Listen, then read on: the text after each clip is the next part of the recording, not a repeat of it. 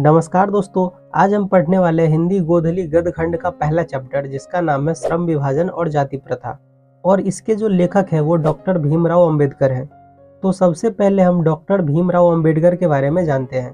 तो डॉक्टर भीमराव अंबेडकर का जन्म 14 अप्रैल 1891 ईस्वी में मध्य प्रदेश के महू में एक दलित परिवार में हुआ था। उन्होंने प्राथमिक शिक्षा के बाद बड़ौदा नरेश के प्रोत्साहन पर उच्च शिक्षा के लिए अमेरिका के न्यूयॉर्क शहर और फिर इंग्लैंड के लंदन शहर गए और उन्होंने स्वदेश में कुछ समय वकालत भी की। डॉक्टर भीमराव अंबेडकर अपने समय के सबसे ज़्यादा पढ़े लिखे व्यक्तियों में से एक थे और लोग उन्हें बाबा साहब, संविधान निर्माता और संविधान जनक के नाम से भी जानते हैं। बाबा साहब को अपने जीवन में 3 व्यक्तियों से बहुत ज़्यादा प्रेरणा मिलती थी, बुद्ध, कबीर और ज्योतिबा फुले। बाबा साहब ने कई सारी किताबें भी लिखी हैं, लेकिन उनमें से कुछ उनकी प्रमुख रचनाएं भी हैं, जैसे कि the caste in India, their mechanism, genesis and development, the untouchables, who are they, who are सुधराज, Buddhism and communism, Buddha and his Dhamma, thoughts on linguistic status, the rise and fall of Hindu women, annihilation of caste इत्यादि। बाबा साहेब का हिंदी में संपूर्ण वाङ्मय मतलब कि संपूर्ण लेखक को भारत सरकार के कल्याण मंत्रालय ने 21 खंडों में प्रकाशित किया है। और ये जो पाठ आप अभी पढ़ रहे हैं, श्रम विभाजन और जाति प्रथा, ये बाबा साहेब के विख्यात भाषण एनिहिलेशन ऑफ कास्ट से लिया गया है। इस भाषण को बाबा साहेब ने 1936 ईस्वी में लाहौर में एक वार्षिक सम्मेलन के लिए तैयार किया था, लेकिन सम्मेलन स्थगित होने की वजह से बाबा साहेब इस भाषण को नहीं पढ़ पाए। इसीलिए बाबा साहेब ने इसे एक किताब का रूप दे दिया जो कि अंग्रेजी में था, और इसका हिंदी रूपांतरण ललई सिंह यादव ने किया है, जिसे हम अभी पढ़ रहे हैं। अब हम इस कहानी को अच्छे से समझते हैं। तो बाबा साहेब का कहना था कि इस युग में भी जातिवाद के पोषकों की कमी नहीं है।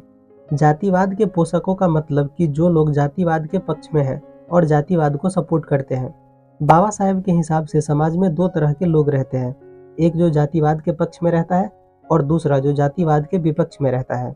क्योंकि जो ऊंची जाति के लोग होते हैं वो हमेशा छोटी जाति को नीचा दिखाते हैं, क्योंकि ऊंची जाति के लोगों का कहना होता है कि हम बड़ी जाति से हैं तो हम कुर्सी पर बैठकर खाना खाते हैं, और तुम छोटी जाति के हो तो तुम नीचे जमीन पर बैठकर खाना खाते हो। बड़ी जाति का कहना है कि तुम छोटी जाति के हो, तुम्हारे हाथ का छुआ हुआ पानी नहीं पिएंगे। तो इन सबको ही जाति प्रथा कहा जाता है, क्योंकि यहाँ पर जाति के आधार पर भेदभाव होता है। लेकिन बाबा साहब समाज से कहते हैं कि तुम जाति प्रथा रखो और जाति के आधार पर भेदभाव भी करो, लेकिन तुमने जाति के आधार पर काम को बांट रखा है, ये गलत है।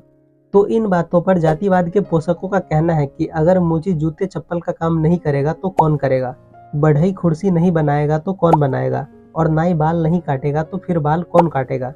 इसीलिए समाज में जाति प्रथा के साथ साथ जाति के आधार पर श्रम विभाजन भी होना चाहिए। इस बात पर बाबा साहब का कहना है कि मैं मानता हूँ कि जाति के आधार पर श्रम विभाजन होना चाहिए, लेकिन पूरी तरह से होना चाहिए ये गलत है। यहाँ तक कि जो बच्चा अभी गर्भ में पल रहा है वो अभी जन्म भी नहीं लिया है, उसे उसके जाति के आधार पर उसका पेशा निर्धारित कर दिया जाता है, ये बात गलत है।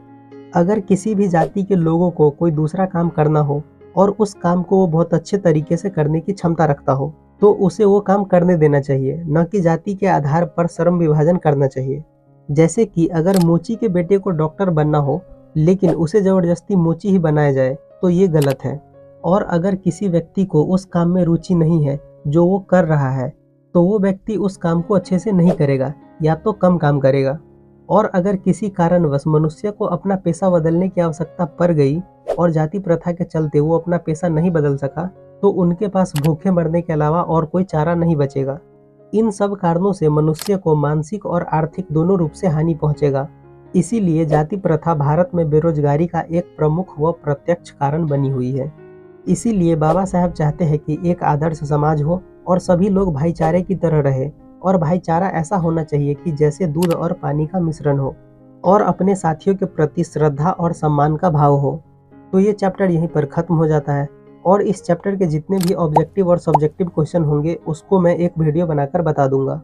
आई होप आपको ये वीडियो पसंद आई होगी। अगर ये वीडियो आपको पसंद आई है तो वीडियो को एक लाइक कर दीजिए, एक प्यारा सा कमेंट कर दीजिए और चैनल को सब्सक्राइब भी कर दो यार। मिलते हैं हम अगले वीडियो में, तब तक के लिए bye bye and take care.